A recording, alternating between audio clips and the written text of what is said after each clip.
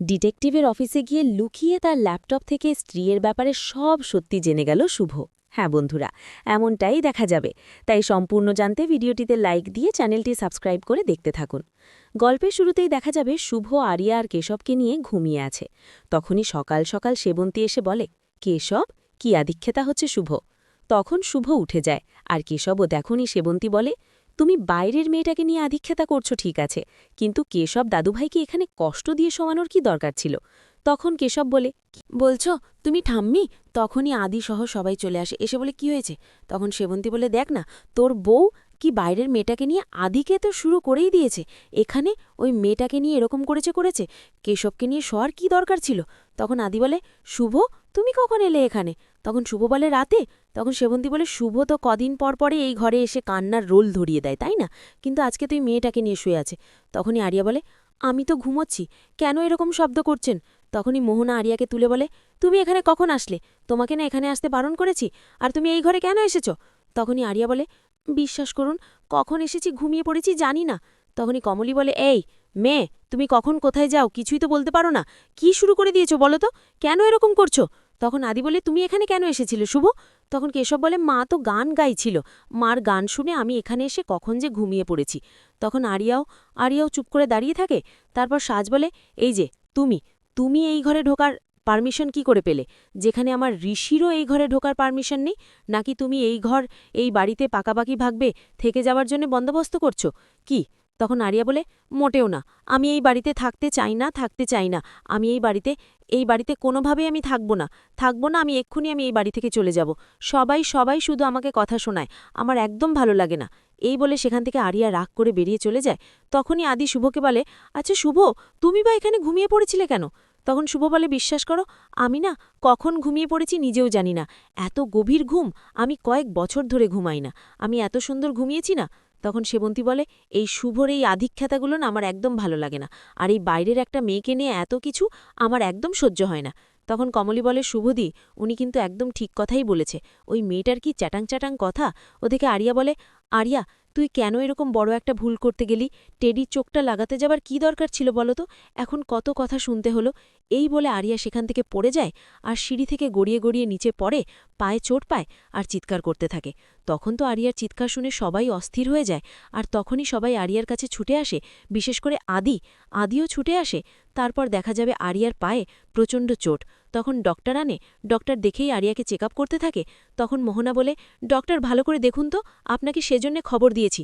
তখনই ডক্টর ভালো করে চেক আপ করে, আর এদিকে আরিয়া তো পা দিয়ে হাঁটতেই পারছে না। তখন ঠাম্মি বলে, পাটা মনে হয় ভালোভাবেই ব্যথাটা পেয়েছে মেয়েটা, পড়ে গিয়ে কত চিৎকার করছিল। তারপরে মোহনা বলে, হ্যাঁ ডক্টর, ওর এক্স রে করতে হবে কিনা সেটা দেখুন। তখন সুমিত বলে, পরের মেয়ে তো, সব রেসপন্সিবিলিটি তো আমাদেরই নিতে হবে।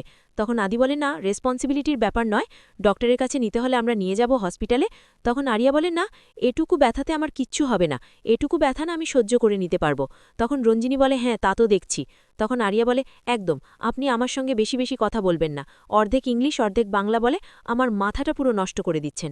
তখন মোহনা বলে, আরিয়া চুপ করো না, কেন এরকম কথা বলছো? তখন সেবন্তী বলে, কি অসভ্য মেয়ে, হ্যাঁ, তাড়াতাড়ি সুস্থ হয়ে এ বাড়ি থেকে চলে যাও, বুঝতে পেরেছ? তোমাকে এই বাড়িতে দরকার নেই। তখন ডক্টর বলে, দেখুন, ওর কয়েকটা দিন রেস্টে থাকতে হবে, আর এই যে বরফের চাকাটা দিয়েছেন সেটাতে না খুব ভালো কাজ করেছে, এবার আরও বরফ ধরতে হবে। আর আমি কিছু পেন কিলার লিখে দিচ্ছি, পাটা মুচকে গেছে, ভাঙেনি, ওর রেস্টে থাকা দরকার। তারপর দেখা যাবে শুভ আরিয়ার পায়ে বরফ দিয়ে দিতে থাকে। তখন আরিয়া তাকিয়ে থাকে, ওদিকে সাজ দেখে প্রচণ্ডভাবে রেগে যায়, রিয়্যাক্ট করতে থাকে। তখন সাজের দিকে তাকিয়ে আরিয়া বলে, থাক, আমারটা আমি করে নিতে পারবো, আপনাকে আমার জন্য কিছু করতে হবে না।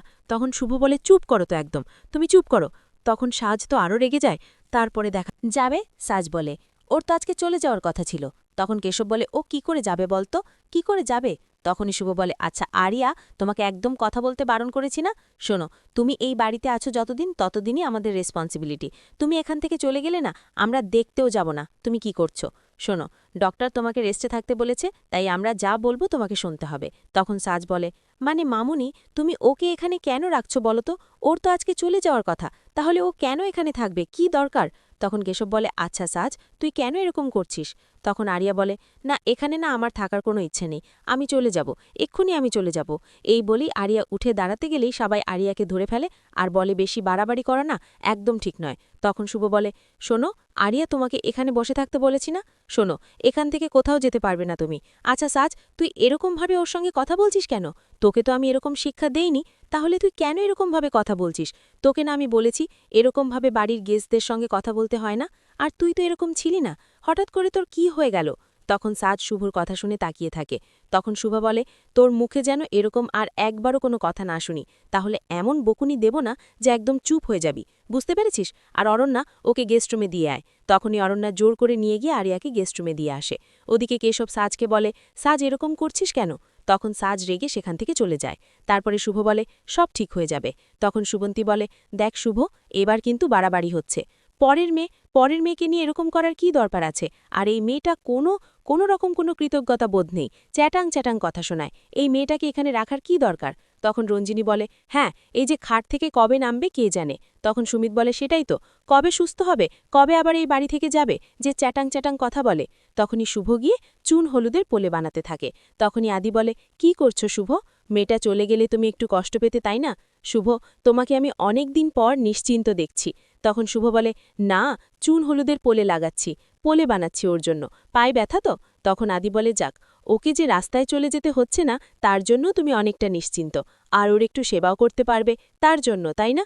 তখন শুভ বলে, না, ওরকম কিছুই না, ও ব্যথা পেয়েছে সেই জন্যই। তখন আদি বলে, শোনো, তুমি যেমন তোমার আদির মনের কথা বুঝতে পারো, আমিও কিন্তু আমার শুভর মনের কথা বুঝতে পারি, বুঝতে পেরেছ? তুমি যতই বলো না কেন, আমি কিন্তু জানি তুমি কেন এতটা নিশ্চিন্ত হয়েছ।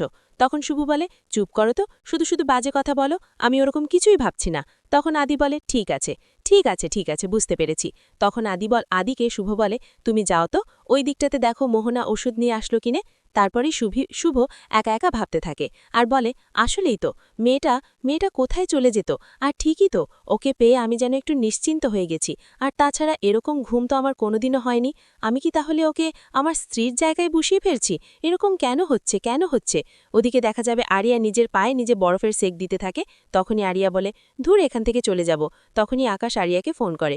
তখন আরিয়া বলে, ড্যাড, তোমাকে আমি কতবার ফোন করেছি, আর তুমি এখন সময় পেলে? তখন আকাশ বলে, হ্যাঁ, তোমার জন্য টাকা পাঠিয়েছি, আর কিছু গিফটও পাঠিয়েছি, বুঝতে পেরেছ? তুমি আবার ওইদিকে কোনো গণ্ডগোল করছ? না তো। তখন আরিয়া বলে, ড্যাড, তোমাকে অনেক কিছু বলার আছে। তখন আকাশ বলে, বলো, আমি আসছি তোমার সঙ্গে ইন্ডিয়াতে দেখা করতে। তখন তো আরিয়া খুশি হয়ে যায় আর বলে, তুমি আসবে? তখন আকাশ বলে, হ্যাঁ, তুমি যদি কোনো রকম কোনো গণ্ডগোল করো তাহলে কিন্তু আসব না। তখনই আরিয়া আর কিছুই বলে না, মনে মনে বলে, আমি যদি ড্যাডকে সব বলি, ড্যাড যদি না আসে? তারপর আরিয়া বলে, না না, আমি একদম গুড গার্ল হয়ে আছি। তখন আকাশ বলে, ঠিক আছে। তারপরে আরিয়া বলে, ড্যাড, আমার সঙ্গে একটু কথা বলো না, তোমার সঙ্গে কতদিন ধরে কথা বলছি না, তুমি আমাকে কতদিন পরে ফোন করলে বলো তো? তুমি তো শুধু কাজই করো। তখন আকাশ বলে, না, আমার না কাজ রয়েছে, বুঝতে পেরেছ, তাই আমাকে রাখতে হবে। আর তোমার সঙ্গে ইন্ডিয়াতে তো আমার এসে দেখা হচ্ছেই। আমার কি আমার মেয়ের কথা মনে পড়ে না? তাই তোমার সঙ্গে আমি দেখা করতে আসব। তখন তো আরিয়া খুশি হয়ে যায়। ওইদিকে যখনই আকাশের গলা শোনে মোহনা, তখন মোহনা বলে, এটা আমি কার গলা শুনছি? চেনা চেনা লাগছে কেন? এ তো আমার দাদার গলা। তারপর আরিয়া ফোন রেখে দিলেই মোহনা ওষুধ আর জলের বোতলটা রেখে দেয় আর বলে, আরিয়া, কার সঙ্গে কথা বলছিলে তুমি? তখন আরিয়া বলে, আমার ব্যাডের সঙ্গে। আপনাকে এবার আমি এত কৈফত কেন দেব? তখন মোহনা বলে, না, আমার না কণ্ঠটা খুব চেনা চেনা লাগল। তখন আরিয়া বলে, হ্যাঁ, সে তো, আপনাকে আমি যখন প্রথম দেখেছি তখন আপনাকেও আমার চেনা চেনা লেগেছে, কিন্তু আপনাকেই বা আমি কোথায় দেখেছি বলুন তো? কোথাও তো দেখিনি। তার জন্যই। তখন তখন মোহনা বলে, আচ্ছা আরিয়া, তোমার বাবার নাম কি? তোমার বাবার নামটাই তো জানা হলো না। তখন আরিয়া বলে, আপনাকে আমার কৈফত দেওয়ার কোনো ইচ্ছেই নেই, তারপরেও আপনি আমার এত উপকার করেছেন না, তার জন্য আমার বাবার নামটা আপনাকে বলবো। ওদিকে মোহনা মনে মনে বলে, আমার দাদার গলাটা চিন্তার আমার এত ভুল হতে পারে না, কিছুতেই না। তখনই আরিয়া ওর বাবার নাম বলবে, তখন সেখানে শুভ চলে আসে। আর শুভ এসেই বলে, দেখি তো আরিয়া, ঠিক করে বসো, ঠিক করে বসো। তখন আরিয়া বলে, এটা কি এনেছেন আপনি? তখন শুভ বলে, চুন আর হলুদের পলেপ, এটা লাগালেই না ঠিক হয়ে যাবে। তখন আরিয়া বলে, না না, এসব আমি একদম লাগাতে দেব না, একদম না, তাহলে কিন্তু আমি পুলিশ ডাকব। তখন শুভ বলে, ডাকো না ডাকো, যা ইচ্ছা তা করো। তখন আরিয়া বলে, আমি চিৎকার করব। তখন শুভ বলে, ঠিক আছে, চিৎকার করো। এটা গরম না, আমি ফু দিয়ে দিয়ে লাগিয়ে দিচ্ছি। তারপর ওকে অনেক যত্ন করে লাগিয়ে দিলে আরিয়া মনে মনে বলে, এরকম যত্ন তো আগে আমার কেউ করেনি কখনো। এই ভেবেই আরিয়ার চোখ দিয়ে জল চলে আসে আর শুভর দিকে তাকিয়ে থাকে। ওদিকে মোহনা ধরে রাখে আরিয়াকে। অন্যদিকে ডিটেকটিভের সঙ্গে দেখা করতে যায় শুভ। তখনই শুভ ডিটেকটিভের ল্যাপটপ থেকে স্ত্রীর ব্যাপারে সব ইনফরমেশন লুকিয়ে বের করে